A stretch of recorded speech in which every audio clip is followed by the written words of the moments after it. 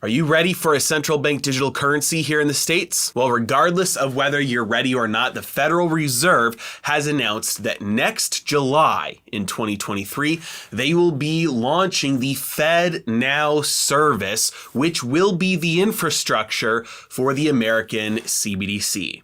Ready? Let's dive in.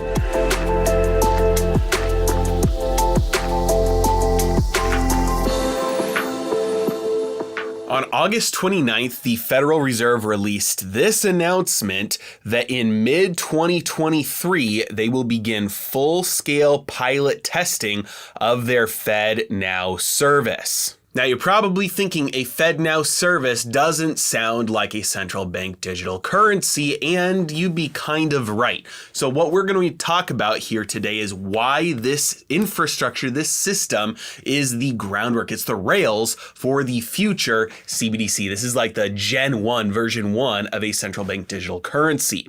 My good friend, the Economic Ninja, back in March, talked about how this would happen. And then just a few days ago, George Gammon as well talked about how this FedNow service is the first version of the central bank digital currency. So we are going to look at a couple of reasons why. But first, we do have to take a little trip back in history to understand why these rails, why this infrastructure means that they're getting ready for a CBDC. Okay, so banking system in the beginning, before we had bank notes, before when we had just commodity-backed money. Everybody's got coins and everybody trades those coins as money for stuff. In that sort of an economy, you don't have any sort of fractional reserve banking. You don't have banking at all, except for a vaulting service that you pay for when you have so much money you want somebody to watch over it for you.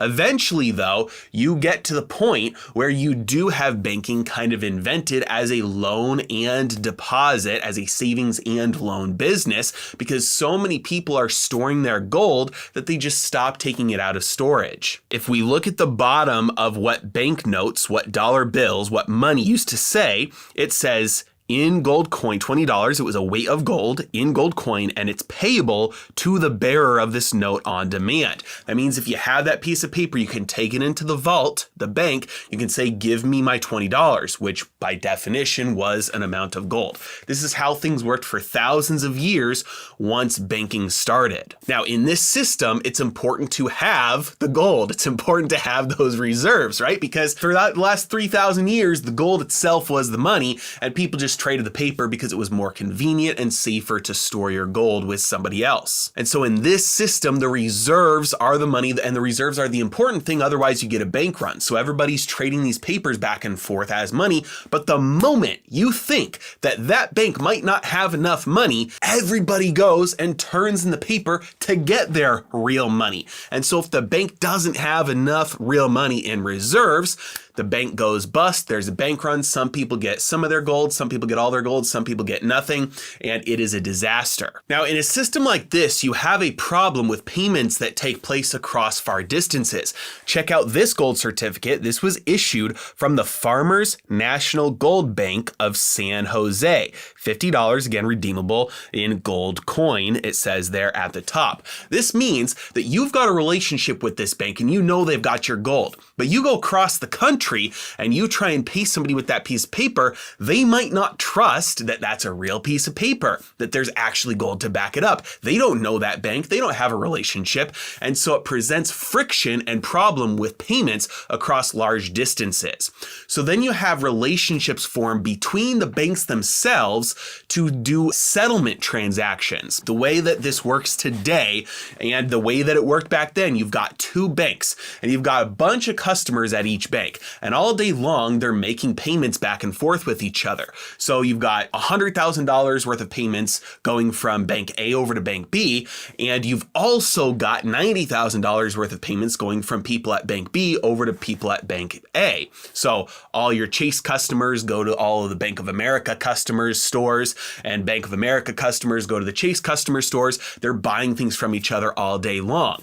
This one, $100,000 is going over. This one, $90,000 is going over. There's just a net settlement there. So instead of actually transferring all that gold, you only transfer $10,000 worth of gold from bank A to bank B at the end of the day. So you have a batch settlement of all the transactions, a net settlement of the difference between the two. That's how it worked back then, and that's how it still works today. Now, because of modern day technology, many people think that this is just stupid that our system still works this way with batch settlement, that it takes days, weeks, sometimes months for transactions to actually completely settle. And so they're saying, hey, with modern technology, we don't need to be using all of the old systems that we used to use that are built on layers and layers and layers of old technology. Why can't we use things like modern technologies coming out today, like many cryptocurrencies are presenting us with the possibility of instant payments with instant settlement? There's no gold in the vaults anymore, so why are we still using the systems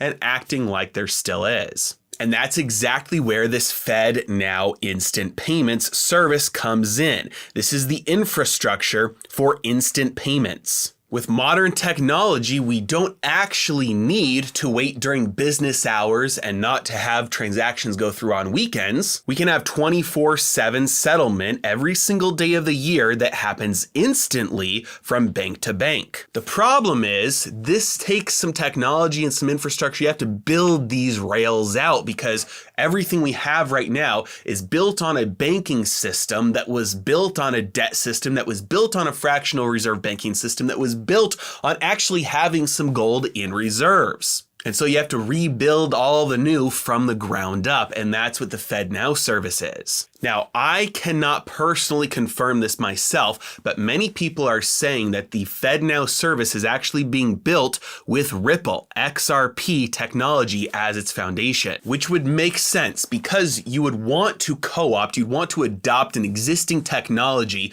You have a bunch of PhDs in economics that can't see the forest for the trees, so you're not going to use them to build out a technological infrastructure for a new banking system.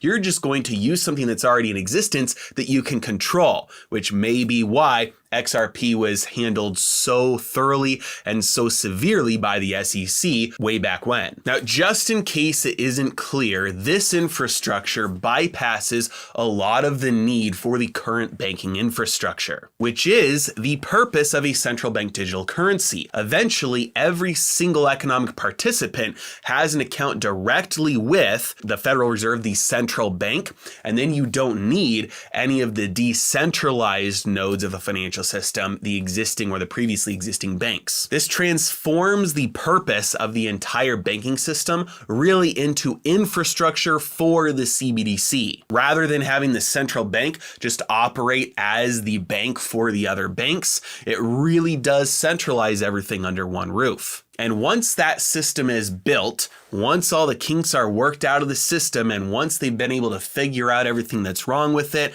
and roll it out successfully, then they will have the foundation in place to build the Gen 2, the version 2 CBDC on top of it. The only thing that would be left to do would be to have everybody open an account directly with the Fed. So why do it this way, and why do it so slowly and do it in a way where you're rolling out technology that builds the foundation but doesn't necessarily roll out the full CBDC itself? Well, because you can't boil a frog fast. You've got to do it slowly. So they've got to do this piece by piece, where every single step along the way doesn't itself look like something like a power grab, doesn't look like something where they're trying to gain a foothold for the future CBDC. Otherwise, everyone would reject it. Everyone in the right minds would look at this thing and say, absolutely not. And number two, the reason is because, well, it would actually just fail. They're a bunch of idiots. They don't know how to roll something out this complex at the scale that they would need to without falling flat on their face. So they've got to do this in baby steps and make sure each step works along the way. But make no mistake, a central bank digital currency is coming, and it looks like this new FedNow service is just the launch of the infrastructure for launching the full version of the CBDC later on. And if this is true, it means that we are inching our way closer and closer to the need to get some of your wealth outside of the banking system, because by the time a CBDC is launched and they have full control of transactions, it will probably be, number one, more important to have wealth outside of the system, but number two, too late to actually get it out. As always, I really appreciate you guys. Thank you so much for watching. Have a great day.